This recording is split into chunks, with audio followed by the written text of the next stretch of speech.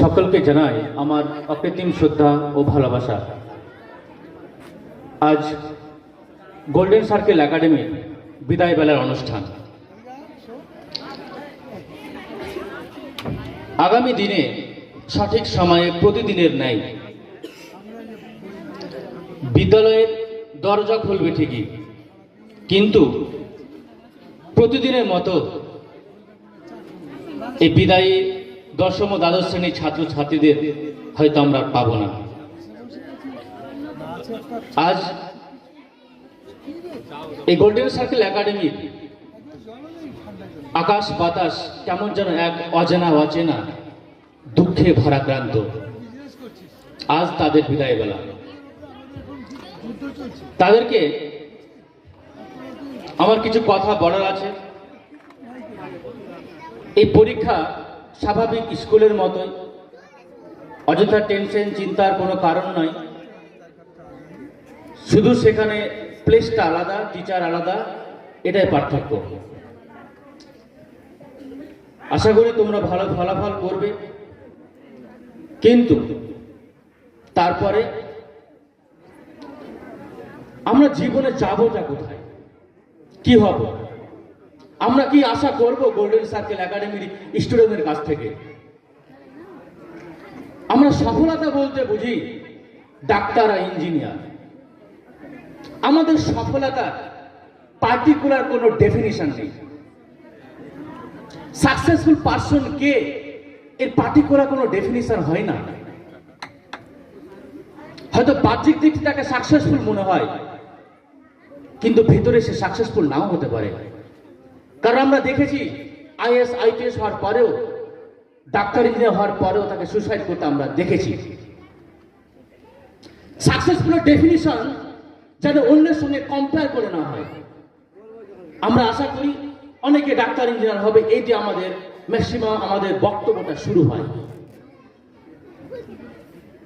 কিন্তু আমি তোমাদের কাছে চাইব, এই কবিতা রুডার্ড কিপলিং যে কথাটা বলেছে, যে তোমরা একটা সব থেকে বড় কথা একটা আদর্শ মানুষ হয়ে উঠবে, এবং দেশের কারিগর হিসেবে আমি আশা করব তোমরা চ্যালেঞ্জ নেবে যে একটা রাষ্ট্র নেতা হয়ে দাঁড়াবে।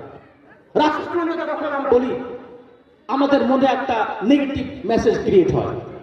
সেটা হচ্ছে রাজনীতি ভালো মানুষদের জন্য নয়, রাজনীতি হচ্ছে একটা নর্দমার নোংরা, নর্দমার কে। আমরা কি ইতিহাসে একটুকু শিখালাম? নেতাজি সুভাষচন্দ্র বসু কত র্যাঙ্ক করেছিল আইসিএস পরীক্ষায়, যেটা বর্তমানে আমরা ইউপিএসসি বলি, 4th র্যাঙ্ক করেছিল। দেশের জন্য তিনি সব ত্যাগ করে দিয়েছেন, চাইলে অনেক বড় পদে চাকরি করতে পারতেন। তারপরে মহাত্মা গান্ধী, তিনি তো ব্যারিস্টার ছিলেন। কত নাম নেব, কল্পনা দত্ত, বীণা দাস, অনেক রয়েছে, অজস্র রয়েছে। সর্বোপরি যে ব্যক্তিকে আমরা উপলক্ষ করে 26শে জানুয়ারি পালন করলাম প্রজাতন্ত্র দিবসে, সেই ব্যক্তির নামটা কি ছিল? বি.আর. আম্বেদকর। তার অবস্থা এমন ছিল, স্কুলে যদি কোনোদিন তার স্কুলে ক্লাব না যেত, তাহলে সে জল পান করতে পেত না। কারণ যে কলসিতে জলটা পান করবে, সে টাচ করার অধিকার ছিল না। এত ছোট জাতি, হিন্দু ছোট জাতি ছিল সেই অপরাধে। কিন্তু আজ পুরো ভারতবর্ষ ব্যাপী তাকে আমরা মেনে চলি। Power of pen, power of knowledge, নলেজের মধ্য দিয়ে লড়াই করেছে। আমাদের সমাজে দুর্নীতি, অন্যায়, অত্যাচার, আমরা সবাই বিরক্ত, ক্ষুব্ধ। এর বিরুদ্ধে লড়াই করতে গেলে আমাদের পেন তুলে নিতে হবে বি.আর. আম্বেদকরের মতো, নইলে আমরা নেশনকে আমরা পরিবর্তন করতে পারবো না। সবসময় আমার রেসে ভাবছি, ওই ডাক্তার হয়েছে, আমাকে ডাক্তার হতে হবে, নিট কোয়ালিফাই করতে না পারলে পড়াশোনা কোনো মান থাকলো না। কিন্তু তুমি ভিতর থেকে সুখী তো? তুমি আলহামদুলিল্লাহ বলতে পারছো তো? দেখতে হবে তোমার কোনটা ভালো লাগছে। এই ভালো লাগাটাকে জানতে হবে, নিজেকে কোশ্চেন করতে হবে। এইভাবে তোমরা এগিয়ে চলো, দেশকে নেতৃত্ব দিতে হবে। আমরা যেন ডাক্তার, ইঞ্জিনিয়ার, টিচার, নার্স ব্যবসায়িক, রাষ্ট্রনেতা প্রত্যেকটা যেন আমরা তৈরি করি। আমরা যেন এটা না ভাবি আমরা দেশের বেশিরভাগ ডেভেলপমেন্ট সম্পূর্ণ নিয়ন্ত্রণ করে পলিটিশিয়ানরা, ডিরেক্টলি অ্যান্ড ইনডিরেক্টলি। আর এই দেশটাকে চেঞ্জ করতে গেলে আমাদের রাষ্ট্রনেতা, আদর্শ রাষ্ট্রনেতা হতে হবে মানুষের জন্য, চেয়ারের জন্য নয়। আমরা রাজনীতিকে মনে করি নর্দমা নোংরা, কিন্তু সেই নোংরাকে পরিষ্কার করতে গেলে নর্দমা তো নামতেই হবে কাউকে না কাউকে। বি.আর. আম্বেদকরের মতো আমাদের আদর্শ নেতা হতে হবে।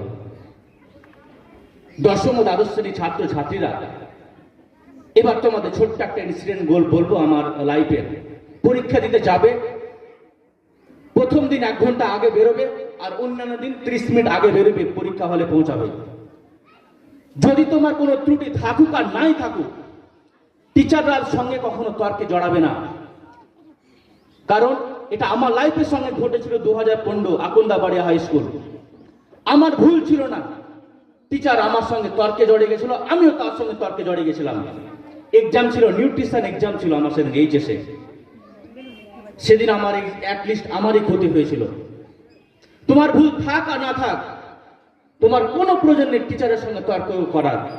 যতটা বলবে সরি বলে কাজ চালিয়ে দেওয়ার চেষ্টা করবে, এবং স্কুলে মান সম্মান বজায় রাখবে, পরিবারের মান সম্মান বজায় রেখে পরীক্ষা দিয়ে আসবে।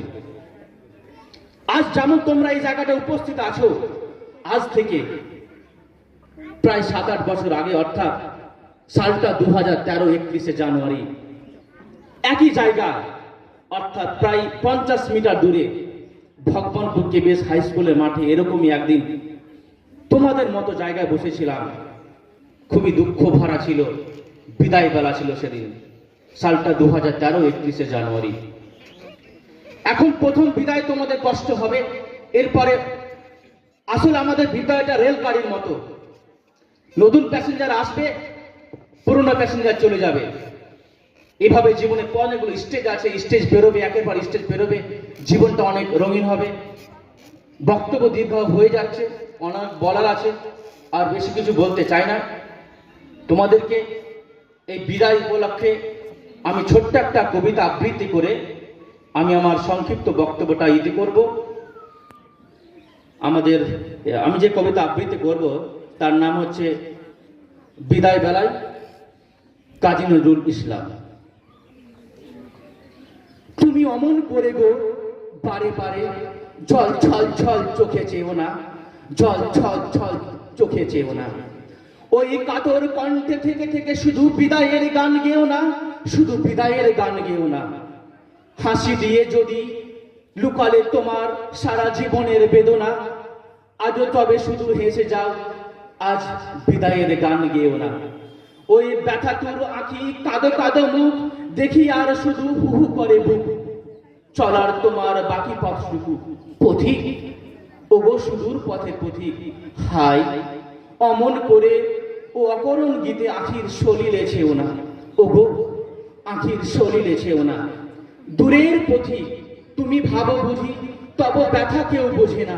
তোমার ব্যথার তুমি দরদি একাকী, পথে ফেরে যারা পথহারা, কোন গৃহবাসী তারে খোঁজে না। বুকে ক্ষত হয়ে জাগে আজও সেই ব্যথা লেখা কি, দূর বাউলের গানে ব্যথা হানে বুঝি শুধু ধু ধু মাঠে পথিকে।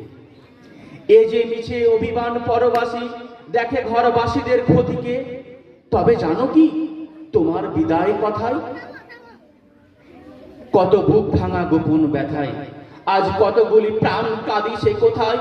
পথিক ওগো অভিমানী দূর পথিক, কেহ ভালোবাসিল না ভেবে যেন আজও মিশে ব্যথা পেয়ে যেও না।